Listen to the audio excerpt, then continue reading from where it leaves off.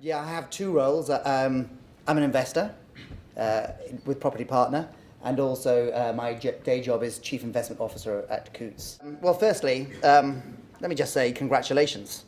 Hard to beat that, but just a few things I picked up on is, again, the website is fantastic, clear, concise, gives really, really good information. Talking personally now, I've done everything in the sense that I've traded on the exchange. Of course, I bought primary. I took some money out just to make sure it worked. Put some money back in. It all does work, and the stock exchange looks the property stock exchange looks very, very promising. Okay, so that's Property Partner. Let me talk a little bit about investments in general. And there's one message from Coutts that we've been saying consistently to our clients and at places like this, is that rates will be low for long. And you will remember I said that a year ago.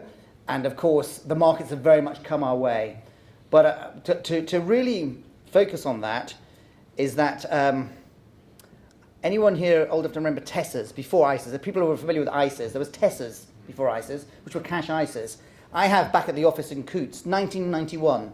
The reason I mention this really does seem like Mars. Tell me if this doesn't seem like Mars. In 1991, I have an advert, nationwide, 1-year cash ISA, 16.25%. Imagine that, Property Partner would fold overnight. We'd all put our money there. 16.25%, 1 year, virtually guaranteed.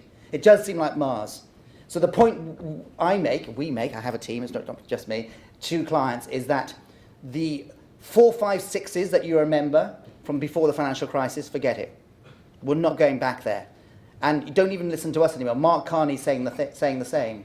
Mark Carney actually got very, very mathematical. He said, forget 4.5 as the peak level for rates, divide by 2. It's going to be more like 2.25. And it's going to take a long, long time to get there.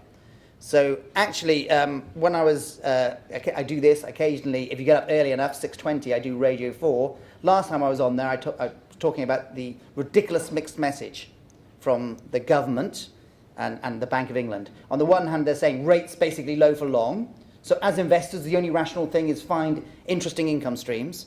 On the other hand, oh no, let's keep everything down. Let's not stop buying these income streams.